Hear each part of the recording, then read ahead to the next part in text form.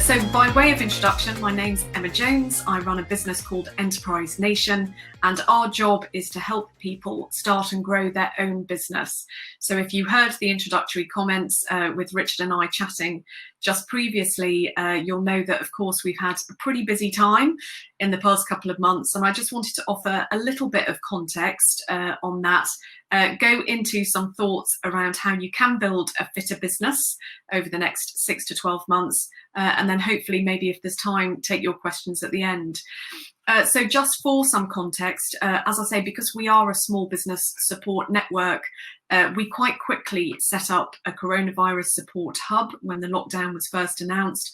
And we had what I call as kind of phase one of lockdown for small business, which was a dash for cash. So we had thousands of businesses coming onto the platform and trying to understand eligibility for government support programs. So there was this real, and you are business owners, you will have felt it yourselves, there was this real fear factor of how am I going to keep my business solvent? So where am I going to get these cash grants? Am I eligible for the self-employment income support scheme? Now these bounce back loans have come out. Should I go for one of those? And our job throughout that period was just to literally be on hand for small businesses and hopefully give them the answers that they were looking for. Then in mid-May, so kind of 3 weeks ago, we saw that we kind of, that mood had shifted and we moved into what we're now calling kind of phase two of the small business response, which was we were hearing more from businesses who were saying, I've got my financial rescue package sorted, and now I want to figure out how I can keep on trading over the next 6 to 12 months. And so really kind of today, the comments that I want to make on how to build a fitter business are based on what we've been hearing from our businesses in the past kind of month or so. But as I was saying to Richard previously, I feel a little bit of as if I've kind of copped out of this presentation, because as I say previously in delivering presentations, it would all be on how I've been growing Enterprise Nation, how we're hearing from the community in terms of how they're growing. But the tips I'm going to give are essentially completely taken from amazing guests who we've had present for us in the past couple of months to our small business audience. And I guess what I've learned from them, and therefore what I'd love to hand on to you. So for anyone who has tuned into Lunch and Learns, you might get a little bit of a repeat here with maybe just a bit of my take on it. So in terms of 4 ways to build a fitter business for those businesses who are still going and have that resilient mindset and want to keep going, as I say, kind of in no particular order, the 4 things that we're seeing businesses resonate really well with is doing more online, knowing your customer and potentially looking for new customers in new markets, taking care of your own team, and I'm going to mention something around processes, which I've never presented on this topic before, but I do think one of the key learnings from coronavirus is, dare I say, the importance of processes and admin in your business. So I'm going to cover that. And then also reference the support that's available for small businesses at the moment. Not necessarily from the government, because I think most people are kind of aware of that now, but actually others who have stepped up to support. So I'll just kind of finish off with that message. So in terms of doing more online, let me just kind of go into slide 1. This became very apparent when we did a survey in sort of mid-April, start of May, to ask our community, how are you feeling and what types of content would you like to see? And the number 1 request that came back is small businesses saying to us, I want to do more online. I want to figure out how to use social media for my business. I want to create a website because maybe you haven't already got one, but I also want to kind of grow my business through looking to do more online. So I just wanted to reference again a couple of learnings that I've had. If I don't know which way you're looking at it, but from my left-hand side, this how you can use Pinterest to grow your business was a webinar we had earlier this week. And I said to the brilliant presenter, Georgina, who was presenting, I said, well, you know, I thought I haven't heard so much about Pinterest recently, so I thought Instagram had kind of taken over.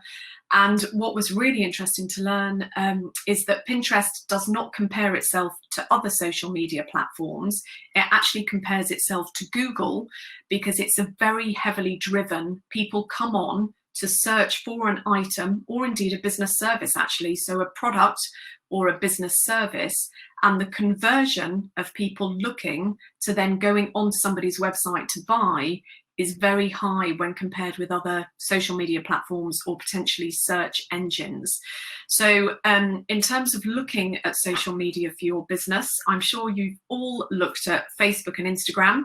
And of course, one of the key developments a couple of weeks ago was when Facebook announced that they were launching shops.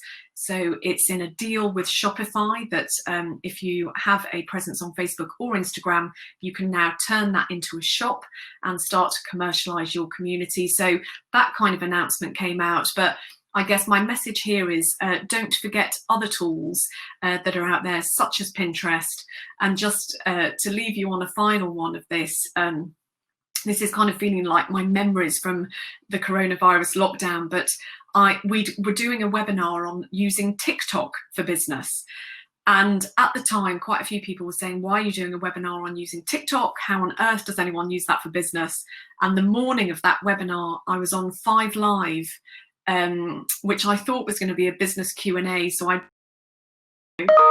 And other guests on the show were from the B&B industry. There was a local shop owner, a B&B owner, and the presenter said, well, Emma, what advice would you give? And I said, well, we're hearing from so many small businesses who want to do so much more online.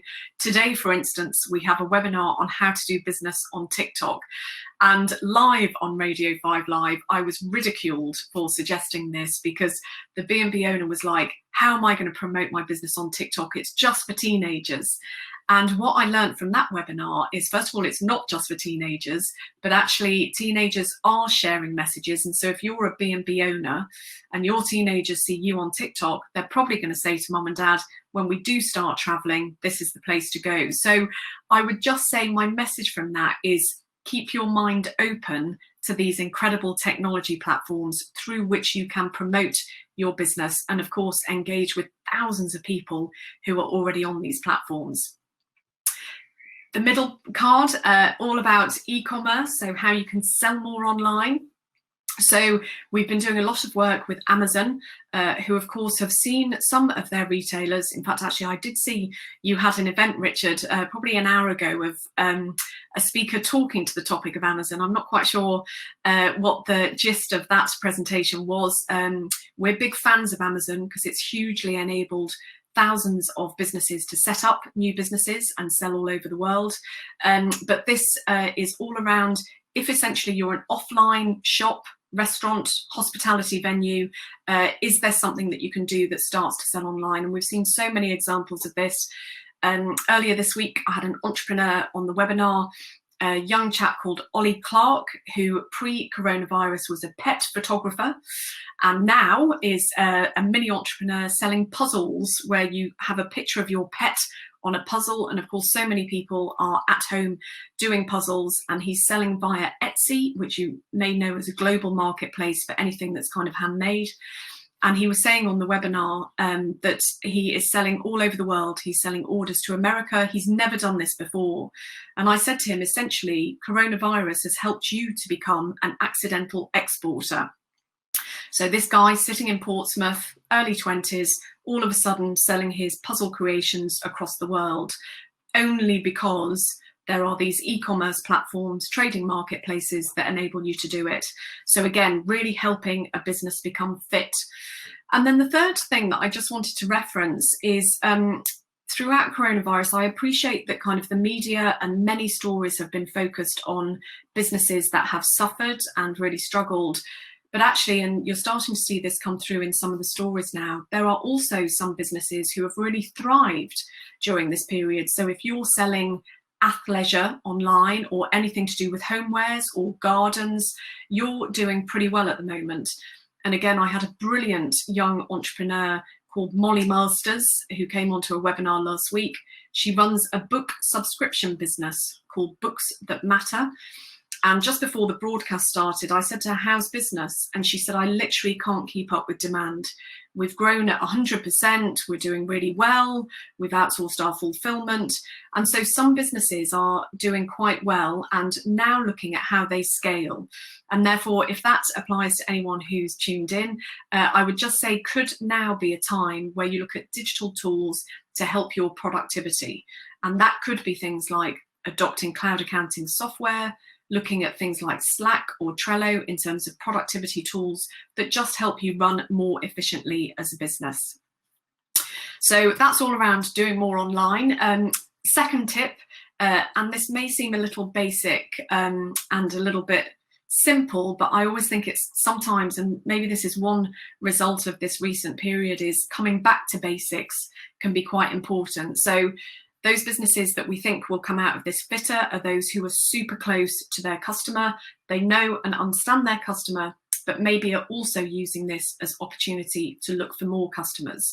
So the webinar that I wanted to mention about Know Thy Customer, and again, hopefully this is helpful to you. It's not my knowledge, I'm taking it from somebody else, but we had a brilliant girl called Rachel Whitaker who delivered a 30-minute session on knowing your customer, and some advice she gave, which I just think I shared with my team yesterday, I do hope it's helpful for you, is to consider your customer like your best friend, and therefore have lunch with that best friend once a month and find out how they're feeling, what's on their mind, what kind of things they need at the moment. And when I heard Rachel say this, I thought, as business owners, so often, because you're so busy making sure there's cash in the bank, making sure your team is happy, making sure your platform is performing, you can, if anything, lose sight of the people for whom you're doing this. And so we spoke about this as a team yesterday in terms of our customer is the small business owner. And at the moment, they're feeling pretty anxious or maybe excited or budget constrained. And so if you think of it in that dimension of think of your customer as your best friend, go out for lunch with them once a month, I think that really helps refine the product or service that you're selling to them. Identifying consumer trends and new customers. I reference this because, of course, one of the other words that there's a couple of words throughout this time that I've never heard so many times. Furlough is one of them. You know, who was using the word furlough 3 months ago? But another word that I am hearing used very regularly is pivot. So lots of small business owners saying to us, how can I quickly pivot my business? And that could mean coming up with a new product. It could mean finding a new customer base, or indeed finding a new market. So I just referenced this webinar, which was delivered, again, brilliant lady called Nanin, and she works for a company called Street Bees. And Street Bees are all around market research. So they talk to customers or they get insight from what they call their bees. And bees essentially tell Street Bees why they buy certain things. And so I think this is a great time, particularly because consumer trends, consumer behavior is very emotional at the moment and is changing quite quickly. It's a really interesting time for business owners to look at that and say, is there anything that I can make the most of in this consumer trend where consumers are looking for authentic brands? They are looking for brands with purpose. And of course, that lends itself really well to small businesses. So just staying on top of insight and trends, I think, is a really good piece of advice at the moment. And then, of course, the reason why I put this final little tag here, the brilliant Emma Haslam, who runs a business called Barago Insights, she is all around measuring what works. So if you think about the slide before where I was saying do more online, so look at platforms like Pinterest, do more on Facebook, have a look at trading marketplaces. What you want to do is test lots of different things for your business, but also then measure what works and do more of that. And again, referencing another Lunch and Learn, I think it was a couple of weeks ago, I had a great entrepreneur on called Fraser Smeaton, who runs a business called Morph Suits. And all of his advice, this business has been going for a decade and phenomenally successful. They sell all-in-one men lycra suits, but they have morphed, forgive the pun, into a global costume company. And the big lesson that came out for me from Fraser's talk was test lots of different things. Don't put all of your eggs in one basket, whether that's online or off, actually. test lots of different things. So do things on Pinterest, try out something on TikTok, do your Instagram stories, measure what works. So use things like Google Analytics and all the tips and tricks that Emma Haslam gives, measure what works. And then when you can see what's working for you, then of course you can go deeper in that area. The third area, I think, in terms of building a fitter business is around your people and processes. And it could be that a number of people who are tuned in today, it is you in the business. So I think this is maybe a little bit more relevant for business owners who've got teams. Hopefully Richard will empathise with this, but we're hearing a lot that employers who treat their employees well or have treated their employees well in the past couple of months will sort of gain reward in terms of employee loyalty when we come out of this. And I think probably every business owner, definitely myself included, has had an absolute shift in mindset around people working from home. So again, we had a very interesting event last week. Emma Mills Sheffield, who you saw on a slide a couple of slides ago, who is a productivity expert, made this incredibly interesting point around business owners historically, I guess, have brought together people in an office. If you have a team, you've brought together people in an office, you've seen what they're doing, you've had meetings, you have motivated them in person, and all of a sudden managing a team is going to require slightly different skills. It will be skills in setting out a vision for your business, so kind of saying to the team, this is the journey, this is where we're going, and then setting really clear metrics around how you get there. And mainly because that's just a lot easier to measure and monitor when people are working remotely. And even us as a company, we've just made 2 new hires. And previously, dare I say, I would have looked at the location of those individuals to think, we're a company based in London, is this the right thing to be hiring people? And in this recruitment round that we've just done, geography was absolutely irrelevant because, of course, everyone can work from anywhere. So I think it's really important to help your people understand this new way of working and, of course, to make them literally quite comfortable in their new working environment. Processes I mentioned, so there's a couple of processes here, legals and getting paid on time. And you're maybe kind of thinking, oh my goodness, that's so tedious. It's kind of the admin side of business, which not everybody enjoys. But the reason why I make this point is I think one quite stark learning for a lot of businesses is if you weren't fit from a process perspective coming into this lockdown period, it probably hasn't helped your recovery as a business. And so the reason why I mentioned prompt payment is, of course, those businesses who invoice well, who have payment plans with their clients, who pay their own suppliers well, have probably done a bit better out of this than those who didn't have those processes in place, just because they had a process to collect that cash quickly and at a time when they really needed cash in their account. So I think a lot of businesses are looking at, where as we come out of lockdown and as we get back into business, which we're all very excited about doing, as we do that, do we as a company have prompt payment processes in place? Are we looking at things like net promoter scores, so seeing how our customers think about our service? And have we got legals in place, like really robust employment contracts with our team? Just because having that admin is a bit of an admin burden, but I think having it makes you that fitter business because you just act in a slightly more sophisticated way. And again, lots of support in terms of how to go about doing it. And that actually brings me on to the final element of those businesses that I think will fare better in getting back to business is those who embrace support. And the thing that I just wanted to show on this slide is, I guess at Enterprise Nation, we have been overwhelmed by the amazing advisor community we have on our platform who have all stood up and said, how can we help small businesses at this critical time? So advisors have been amazing, but I'm also, you can see here there's reference to Salesforce and Dell. I think there's been an incredible reaction from certain big companies. Not all large corporates have done this, but for instance, at the moment, we're running for Salesforce a national small business cash grant program.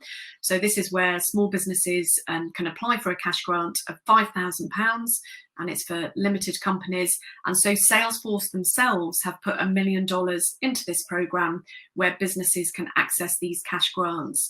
The same from Dell, they've come out. Microsoft came out quite early and said, we're going to make Teams for free. Facebook did announce a big ad credit program. We haven't yet quite seen that launch in the UK, but I think over the next couple of weeks we'll see more big companies stand up and say, right, we are prepared to commit finance, but also resource to help small businesses get back on their feet. So just my advice to you as a small business owner is to access all of that, so get all of the support you possibly can, because I do think there are people here willing and able to help, and all you have to do is just kind of know where to go to find that.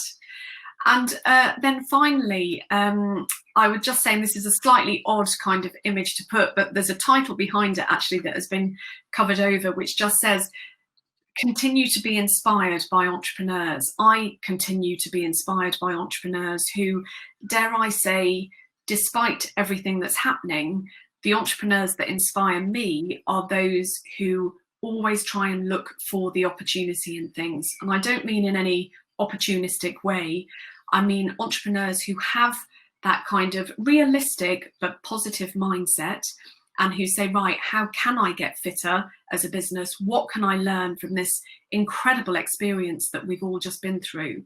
And so this is something that you'll see as stories on our platform, is we're covering the stories of businesses who pivoted, who've diversified, who've started to sell online, because those business owners said, whatever it takes, I want to keep this business alive, and so I'll do whatever it takes to keep trading.